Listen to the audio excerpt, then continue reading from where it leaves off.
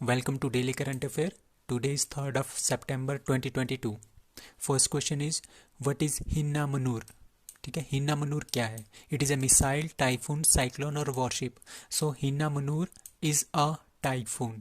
Typhoon एक तरह का साइक्लोन होता है और साउथ पैसिफिक रीजन में उसको टाइफून बोलते हैं। जहाँ पे भी टाइफून आएगा तो आपने साउथ पैसिफिक रीजन पे चले जाना है या पैसिफिक रीजन में चले जाना है, near Japan, Taiwan, eastern China. तो वहाँ पे ये टाइफून है एक तरह का, उसको बोलते हैं हिन्ना मनूर। इसको बोल रहे हैं सुपर टाइफून क्योंकि इसकी स्पीड बहुत ज़्यादा है, that is 233 kilometre per hour. और ये किसको हिट कर रहा है? Eastern China. जो हमारे पास यहाँ पे ईस्टर्न चाइना है, यहाँ पे ताइवान है, यहाँ पे क्या है हमारे पास ऊपर जापान है। ठीक है, तो यहाँ पे ये हिट कर रहा है। So answer is D B, that is typhoon. तो तौकाते क्या है? जैसे हमारे पास ये इंडिया का नक्शा है। सो तौकाते है ये हमारे पास कौन से? Tauktae is a cyclone in, not in Arabian sea but, हाँ अरेबियन सी में हमारे पास जो ये हमारे पास अरेबियन सी है। तो यहाँ पे तौकाते क्या आ गया था? एक साइक्लोन आया था, उसका नाम है तौकाते। और किसने नाम दिया है? म्यांमार ने इसका नाम दिया है।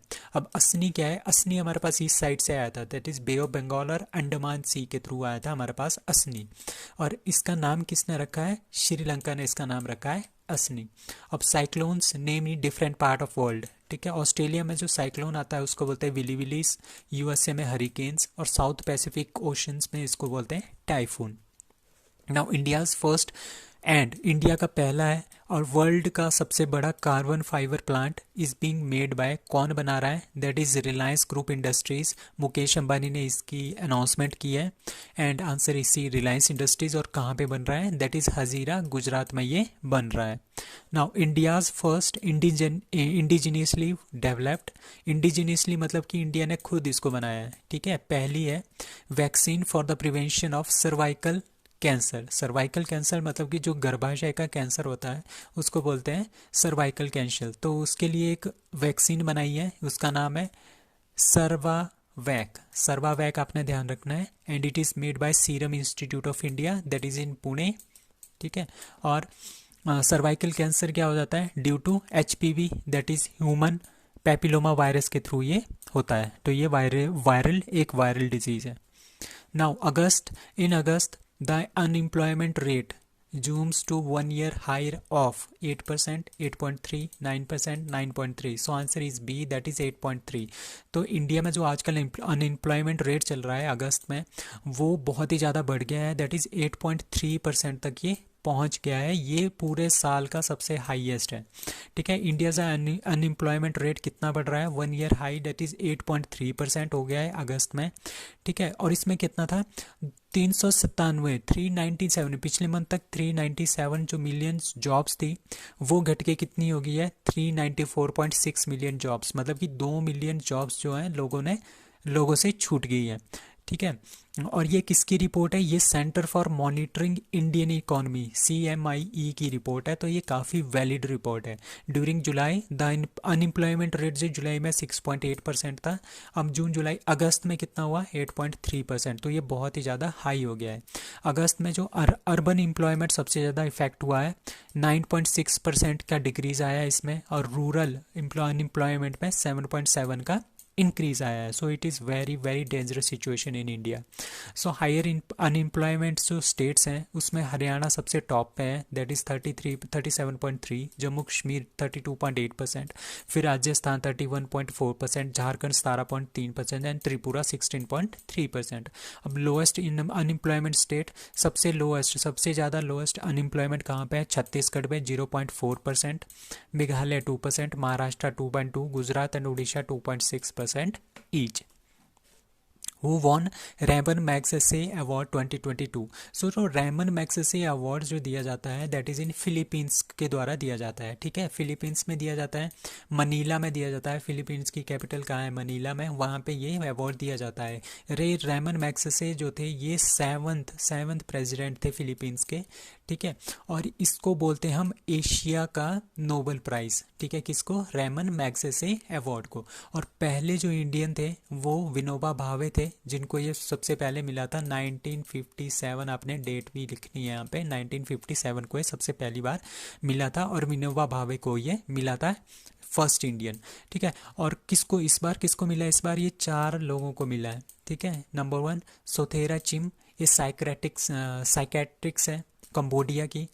ठीक है, बर्नाडेटे मैड्रिड, ये हमारे पास क्या है, पेडिट्रिशियन है फिलीपींस की। गैरी बेंचेगिब एक्टिविस्ट है, फिल्म मेकर है इंडोनेशिया के। टडाशी हिटोरी, ये लेडीज है, लड़की है, फीमेल है। ये हमारे पास क्या है, ओफ्लामोलॉजिस्ट, ठीक है, जापान की। ठीक है, और ये ऑल ऑफ द अबव, मतलब कि इन चारों को ये मिला है, इसके लिए all of the above answer E is the correct. So who has been appointed the director general of news services division of All India Radio. ठीक है, ये उसका नाम है वसुधा गुप्ता। सो वसुधा गुप्ता जी को क्या कर दिया है, डायरेक्टर जनरल बना दिया ऑल इंडिया रेडियो का। कौन से वर्जन का, न्यूज़ सर्विस डिवीजन का। ठीक है, और ऑल इंडिया रेडियो कब बना था, दैट इज़ 1936 दिल्ली में बना था। All India radio was founder was government of India. All India radio के हेडक्वार्टर कहाँ है, संसद मार्ग न्यू दिल्ली। और ऑल इंडिया रेडियो ओनर कौन है, that is Prasar Bharati. Now who launched save the whale, save the whale shark campaign. ठीक है, save the whale and shark campaign along कहाँ कहाँ पे, कर्नाटका, केरला और लक्षद्वीप में ये चल रहा है। और ये स्टार्ट कहाँ से हुआ है, मैंगलोर से ये स्टार्ट हो गया है 30 अगस्त 2022 से। तो ये किसने स्टार्ट किया है, ये जो स्टार्ट किया है that is wild life trust of India ने इसको स्टार्ट किया है। ठीक है, इसका मेन गोल क्या है, क्योंकि जो व्हेल और शार्क है उनकी संख्या काफ़ी मात्रा में कम हो रही है, तो उसको बढ़ाने के लिए, उनको कंजर्व करने के लिए ये किया गया है। और दूसरा क्या होता है, जो लोग होते हैं वो क्या फेंकते हैं, अपना जाल फेंकते हैं। जब वो जाल समुद्र के अंदर फेंकते हैं तो उसमें फंस के भी मछलियाँ वगैरह या व्हेल्स वगैरह मर जाती है। तो उनको बचाने के लिए save the whale shark campaign जो है स्टार्ट किया गया है। कहाँ पे, कर्नाटका, केरला एंड लक्षद्वीप में। Now next question is Colin de Grandhomme, who retires from international cricket, belongs to which country? So Colin de Grandhomme हमारे पास न्यूजीलैंड के खिलाड़ी थे। He is a cricketer of New Zealand. तो उन्होंने 29 मैच खेले थे, 1432 रन इन्होंने 38.70 एवरेज के साथ बनाए, 49 विकेट्स। ये इतना इंपॉर्टेंट नहीं है, आपने बस नाम याद रखना है, Colin de Grandhomme. He is from Australia, sorry he is from New Zealand.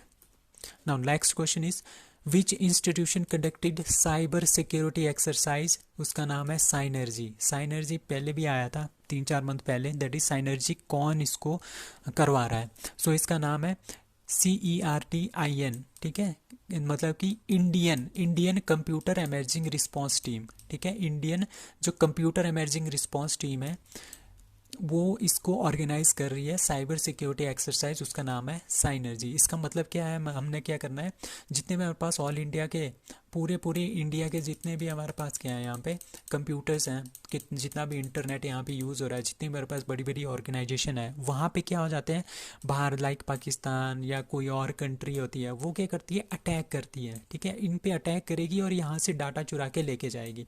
सो ये डाटा बहुत ही ज़्यादा इंपॉर्टेंट होता है, लाइक इसरो, न्यूक्लियर वेपन्स के बारे में या कुछ और चीज़ें होती है, डिफेंस के बारे में। तो काफ़ी ज़्यादा क्या हो जाती है, काफ़ी ज़्यादा ये बहुत ही ज़्यादा न्यूज़ होती है। ठीक है, तो उसको मतलब कि सिक्योरिटी प्रदान करने के लिए, ठीक है, उनको सिक्योरिटी प्रदान करो। और जो ये रैंसमवेयर है, रैंसमवेयर मतलब कि जो ये अटैकर है, जो इसको अटैक करके यहाँ से डाटा को स्टील कर रहे हैं, ठीक है, इसको रिड्यूस करना। ठीक है, इसको अगर हम यहीं से काट दें तो ये अपना डाटा जो है नहीं लेके जा सकता। तो साइबर सिक्योरिटी मतलब कि हमने अपने कंप्यूटर्स, अपने इंटरनेट को पूरे ऑल इंडिया में क्या करना है, बचा के रखना है।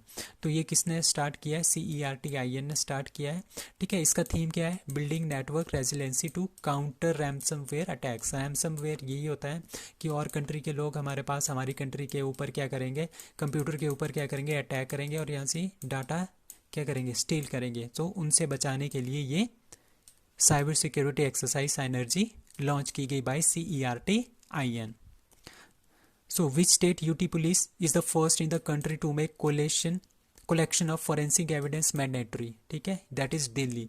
तो हमारे पास क्या हुआ, दिल्ली ने क्या किया, जो भी हमारे पास सेंटेंस, जो भी क्रिमिनल है उसने से कोई क्राइम किया है और उसकी जो सज़ा बनती है वो 6 साल से ज़्यादा बनती है, ठीक है, तो उस केस में क्या करना पड़ेगा उनको, सारे के सारे क्या करने पड़ेंगे, सिक्स जो एविडेंस है वो लेके आने पड़ेंगे, ठीक है। ये बहुत ही ज़्यादा मैंडेटरी बना दिया गया है कि 6 साल से ज़्यादा जो क्राइम करते हैं, ठीक है, पुनिशेबल जो क्राइम करते हैं उनकी पुनिशमेंट जो है 6 साल से ज़्यादा होती है। उस केस में क्या होगा, उनको पुलिस को लाना पड़ेगा, फोरेंसिक एविडेंस लाने पड़ेंगे। फोरेंसिक एविडेंस मतलब कि ये साइंटिफिक तरीका होता है एविडेंस को फाउंड करने का।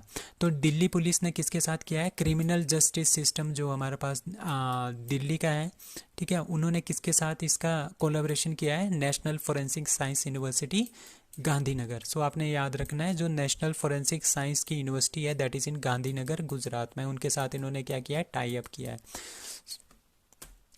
So that's all for today, thanks.